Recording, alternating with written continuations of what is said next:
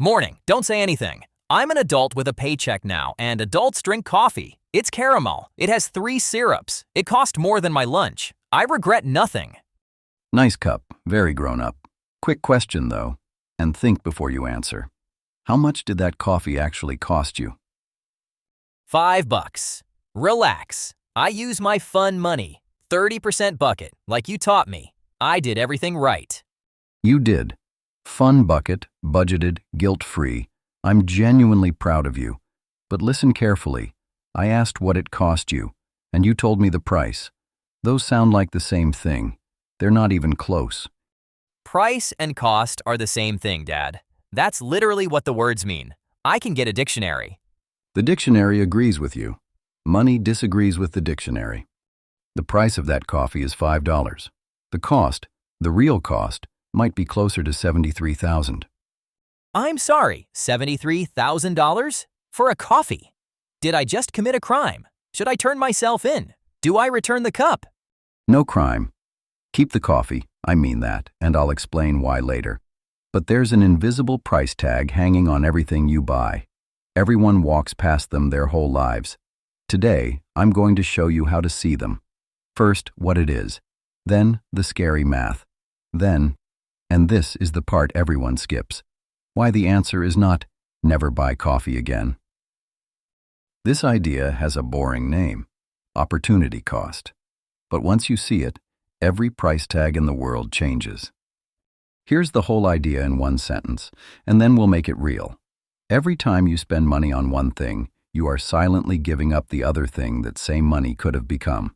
The price is what you pay. The cost is what you give up.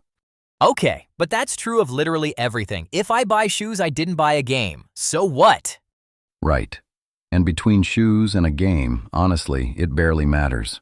You swapped one fun thing for another fun thing. Fair trade. The invisible price tag only gets scary in one specific case. When the thing you're giving up is something that could have grown. That's when a small price hides a giant cost. Picture it. Every dollar you ever touch stands at a little fork in the road. Left path, it gets spent, enjoyed, and it's gone. A perfectly fine road. That's what money is for. Right path, it gets planted somewhere it grows, and it quietly starts working for you, year after year, like we talked about in episode 1. So the real cost of the coffee isn't the $5. It's the $5 plus everything it would have grown into. That's opportunity cost. You just explained it better than most textbooks manage in a whole chapter. Great. Can the textbook people pay me $73,000? But $5 growing. Come on. How much can $5 really turn into? It's $5. That's not a fortune. That's a sandwich. For one cup, almost nothing. You're completely right. One coffee is just one coffee. But nobody buys one coffee, David. That's the trick of it. It's a habit. Every morning. Rain or shine. For years and years. And you already know exactly what happens when a small amount repeats and gets time to grow. The chessboard. It's the chessboard again, isn't it? It's always the chessboard. Small, repeated, given time. That's the recipe for enormous. So let's do the actual math on your actual cup, slowly. No tricks. You check every step. Okay, pause and guess with me first, because this is the fun part. $5 a day, every single day, for 20 years. But instead of spending it, you plant it, invested, growing untouched. What does it grow into? 10,000? 30? 50? Comment your guess right now before Dad does the reveal. I'm serious, mine was embarrassingly off. Step 1, nice and slow. No tricks, just multiplication. $5 a day, every day, is about $150 a month. Nothing shocking yet. Stay with me. Step 2. 12 months of that is about $1,800 a year. $1,800. Just quietly leaving your pocket, one small friendly cup at a time. No single day ever felt expensive. $1,800 a year. That's a laptop, every single year, in coffee form. And notice, we haven't even gotten to the growing part yet. This is still just plain addition. The chessboard hasn't shown up. Step 3, the fork in the road. Now imagine that same 150 a month takes the other path, planted every month, growing at the market's long-term average, around 7 to 8% a year. Nothing fancy, just steady. Watch the curve. 20 years of coffee money, planted instead of sipped, grows into around $73,000. That's the invisible price tag on the habit. Not on the cup. On the habit. This cup, this one small, warm, innocent-looking cup, is secretly a $73,000 decision. I can literally taste the regret now. It tastes like caramel and lost futures. And that's only 20 years. Let it run 30, 40 years, a whole career, and that number doesn't just grow. It explodes. Past $200,000 from coffee money. Because the chessboard doesn't stop doubling at square 20. The biggest squares are always the last ones. So every small daily habit is secretly a huge number wearing a disguise. Every single one. Daily is the magic word. One-time purchases barely matter. Daily plus years equals enormous in both directions. Both directions? A daily 5 saved becomes a fortune. A daily 5 borrowed becomes a whole. Same math. You pick the direction. Wait!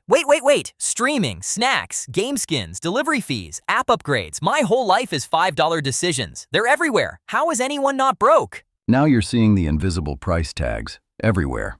I know. It's a lot the first time. Okay, that's it. Decision made. No more coffee, no more snacks, no more anything. I'm never spending money again. I'll just sit in a dark room, drinking tap water, quietly becoming rich. Goodbye, joy. And this exact reaction is the part everyone gets wrong. So listen closely, because this is the real lesson of the episode. No. Drink the coffee, David. What? You just spent 10 whole minutes showing me this cup costs 73 grand. And now you're telling me to drink it? Pick a side, Dad. I showed you the invisible price tag so you could see it. Not so you'd panic and cancel your whole life. Because here's the truth. A life where you never spend on joy isn't rich. It's just a longer way of being poor. The lesson was never spend nothing. The lesson is know what each thing truly costs, and then choose it on purpose or skip it on purpose. So it's not about cutting everything. It's about knowing the real price and deciding if it's worth it to me. Exactly. If that coffee genuinely makes your morning better, keep it, happily, eyes open. A $5 joy you actually feel is a good trade. I'll defend your coffee. What I won't defend is the $5 you spend without noticing. Here's the rule rich in spirit people actually live by.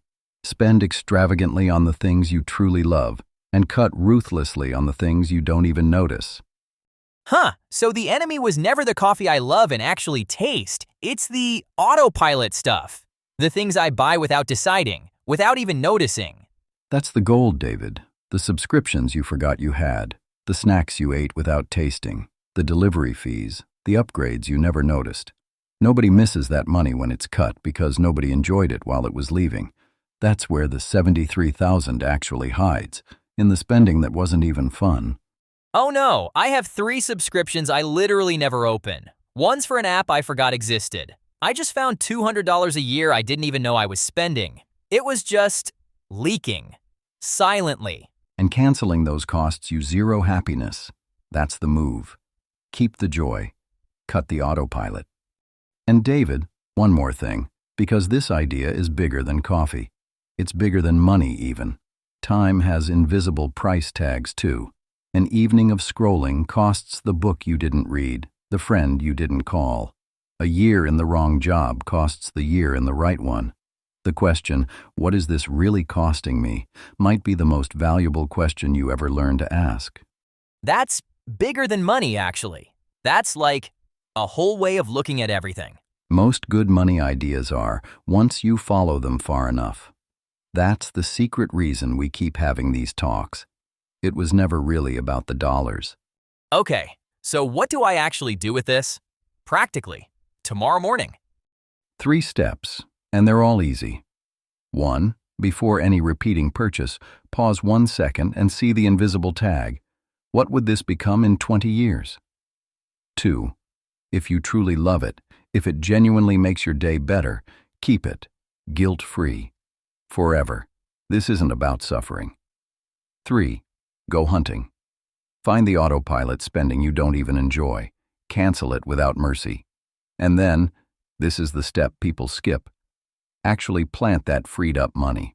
Move it somewhere it grows. Cutting without planting is just less fun for no reason. See the real price. Keep what I love, cut what I don't notice, and plant the difference.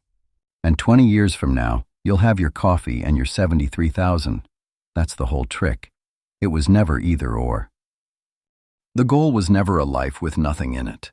It's a life where the joy is chosen and the waste is planted. You know what? This is the best coffee I've ever had in my life. Same cup as 10 minutes ago. Yeah, but now I chose it. Tastes completely different. That right there is the whole lesson, and you found it yourself. Money spent on purpose feels better than money that just leaks away. You didn't give up the coffee, David. You gave up not noticing. That's the only thing opportunity cost ever asks of you. So, what's your $5 habit? The daily one you don't think about. Coffee, energy drinks, snacks, game skins, delivery fees. Drop it below. And if you're feeling brave, actually do the math. Your daily habit times 20 years of growing. Post the number. Let's all be horrified together. It's more fun as a group. Next time, Dad says there are 2 famous ways to destroy debt: a snowball and an avalanche, which already sounds like a weather disaster. And apparently grown adults genuinely fight on the internet about which one wins. We're settling it with an actual race. Subscribe so you don't miss the finish line.